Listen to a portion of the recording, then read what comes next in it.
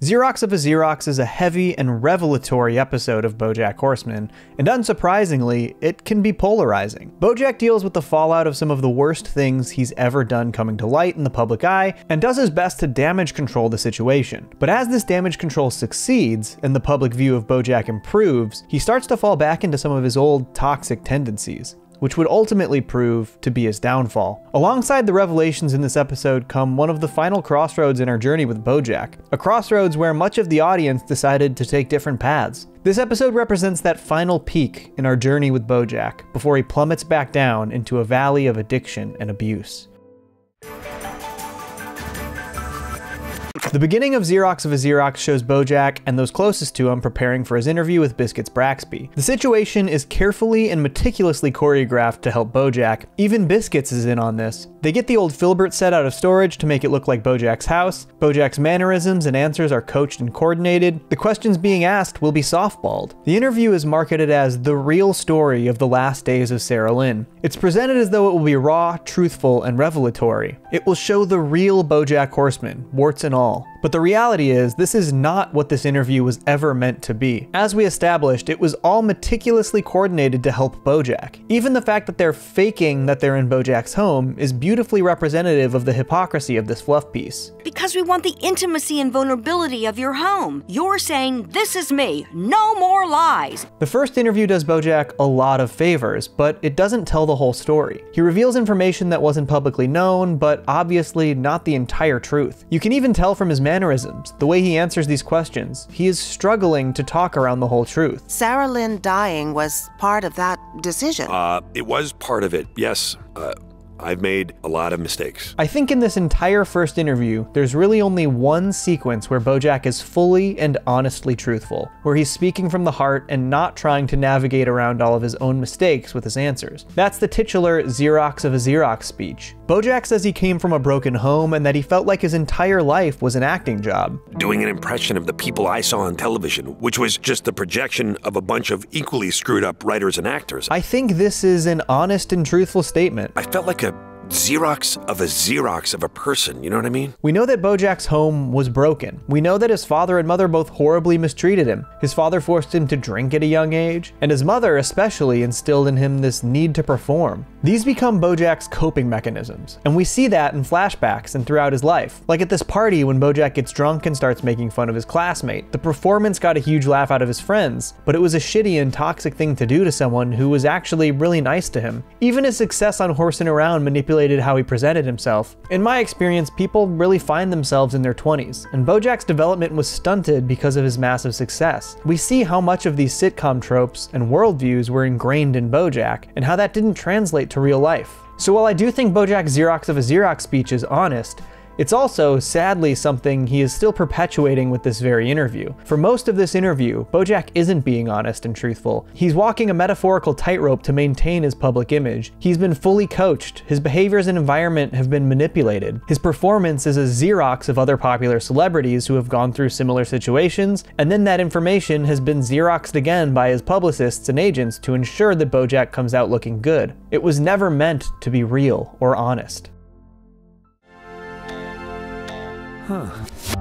BoJack's attitude post-interview shows exactly how disingenuous he was being. He and Princess Carolyn walk out of the stage and BoJack is celebrating the fact that he nailed it. He isn't acting like he just went through a raw, real emotional interview that resurfaced some of his darkest memories. When she brought up Sarah Lynn's mother, she was setting me up to throw her under the bus, but then I said, I'm sorry? I mean, that was a sweet move, yeah? He's actually just celebrating his performance. This isn't the attitude of someone who feels the relief of getting the truth off of his shoulders. It's the attitude of someone who has potentially escaped near cancellation. As you might expect, the first interview was a huge success. BoJack is beloved again. People empathize with him. The press is overwhelmingly positive, and the network ratings were sky high. He's rehabilitated his image in a single evening. He's even given his teaching job back. He could go return to his comfortable, secluded, non-celebrity life. But BoJack basically suffers a relapse, not in his physical addictions to drugs or alcohol, but in his psychological addiction to fame and success. He revels in the positive attention he's once again being given. Listen, I'm ready to move on and go back to Connecticut.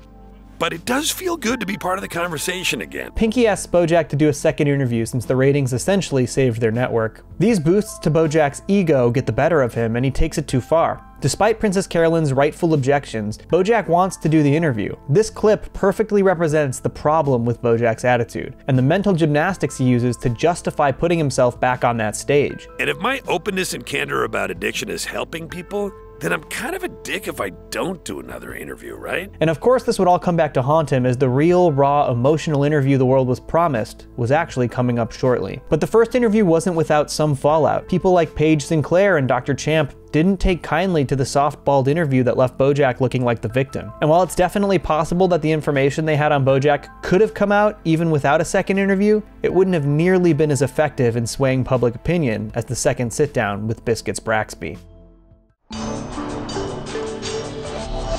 Armed with a fuller picture of BoJack's toxic history, Biscuits delivers an actual hard-hitting interview with BoJack, confronting him with parts of his past he wasn't expecting to talk about, including things that we as the audience were unaware of. The biggest of these is of course the damning revelation that BoJack not only carefully called himself from Sarah Lynn's phone to lie to the police, but he waited 17 minutes to call an ambulance to come and get her. Sarah Lynn would end up dying at the hospital, and we as the audience are forever left with the haunting question: could BoJack have saved Sarah Lynn if he wasn't so selfish? Biscuits then starts to lay out some of the things we do know about BoJack, and while we as the audience have seen these things played out from BoJack's perspective over the course of many episodes, laying every single thing out in a row does paint an important picture. I've seen a lot of fans of this show talk about how dirty this was of Biscuits, how it was wrong and manipulated the truth, but I think they're really missing the point, especially given the context of the situation. Biscuits is a journalist, and she was presented with credible allegations that paint a troubling pattern. To ignore this pattern would have been legitimately immoral. Now we as the audience, of course, have a fuller picture of some of these things because this show literally follows BoJack, but we cannot and should not expect other characters to have the same picture we do.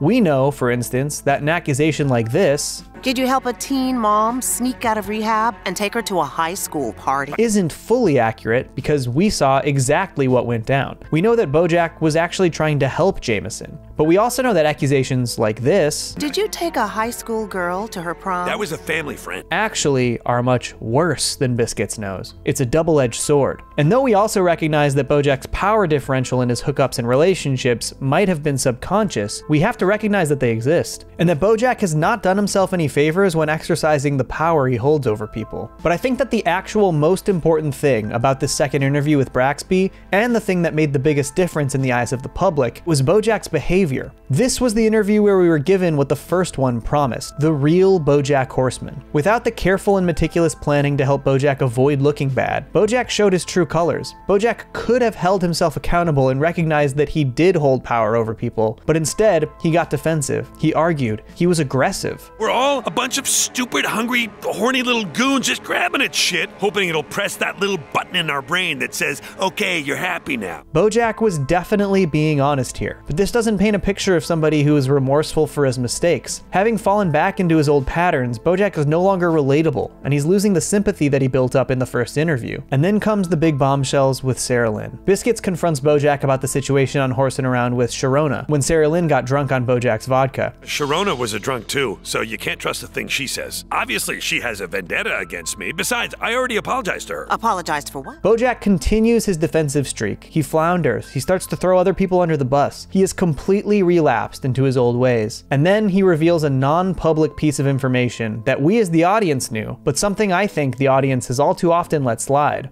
I didn't even have sex with her until she was 30. This wasn't even an allegation. It was a full admission to the public that BoJack had hooked up with his literal television daughter. Sarah Lynn was beloved by the world. This was the final straw for BoJack's image. It was irredeemable, especially when you take into account the indefensible fact that he might have been able to save her life.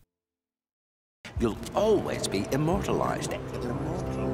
As BoJack wanders around LA after his interview, waiting for his life to change forever, he stumbles upon the Laugh Shack, where he used to perform. He finds an outline of his younger self on the back wall, and we see a flashback to BoJack and Herb in the 80s, before fame changed him. The pre-Horsing Around BoJack is always such a far cry from the character we followed for 6 seasons. There's actual enthusiasm in his voice when he learns he gets to do a screen test. We see a young man dreaming of a bigger life, of stardom and fame, if only he knew. Herb finishes outlining BoJack in whiteout and says this: This way, you'll always always be immortalized and undisturbed in Hollywood forever. BoJack would be immortalized in Hollywood forever for the ways he hurt and abused people, but there would also always be this reminder here on the Laugh Shack, an outline of who BoJack was before fame changed him, before he became the person we know. Can we blame all of BoJack's mistakes on fame?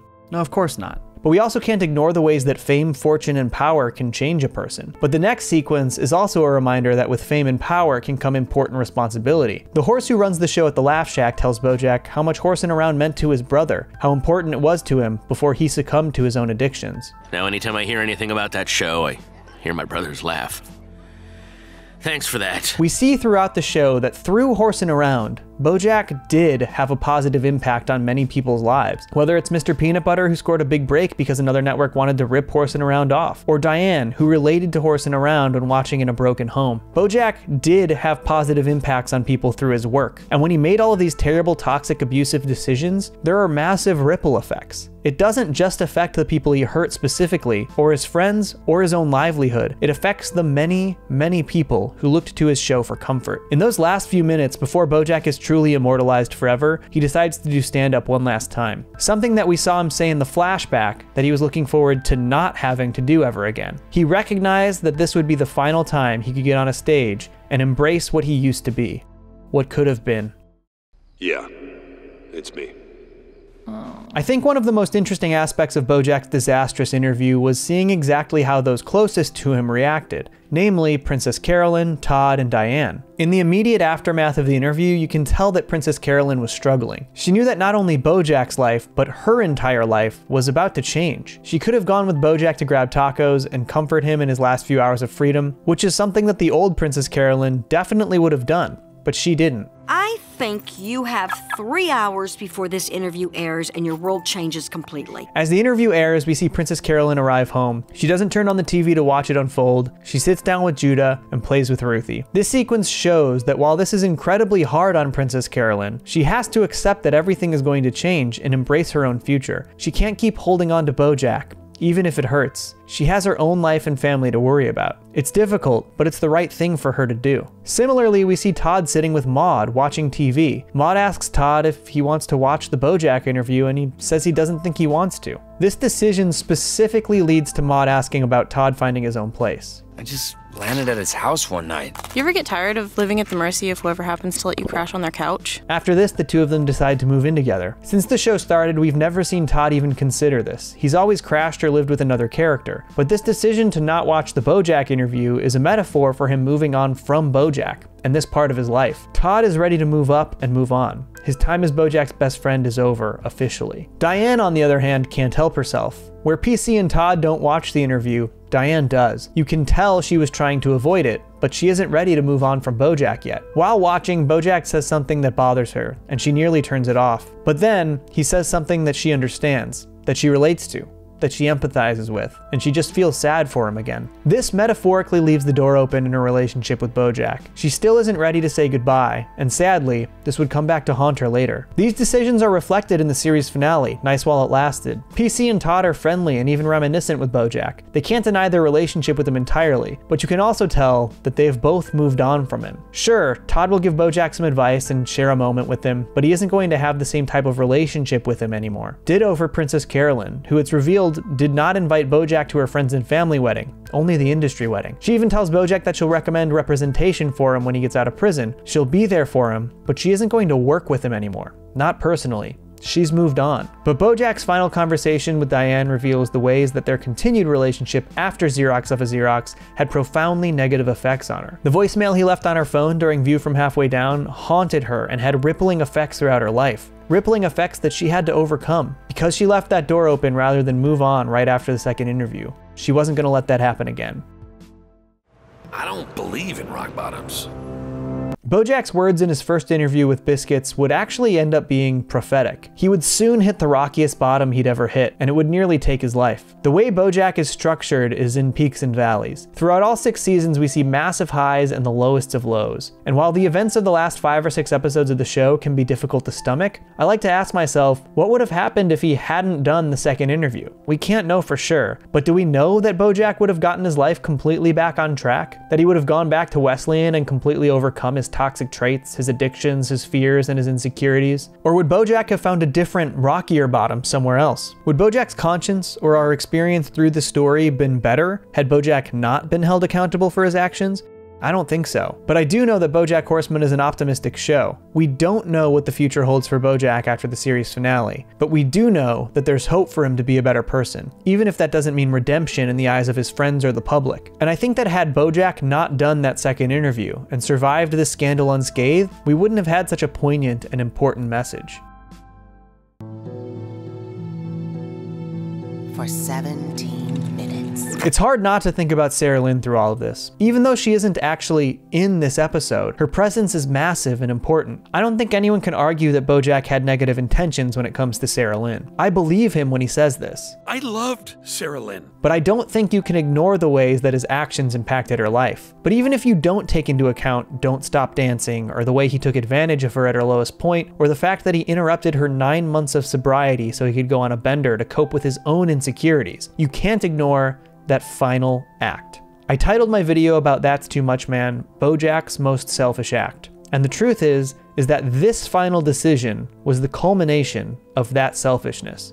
BoJack loved Sarah Lynn, but that love still didn't outweigh his own fear of the repercussions of his own actions. He still put himself above this girl that he loved so much. And he sat in that parking lot for 17 minutes before he called the ambulance. Maybe it would have made a difference, maybe it wouldn't have.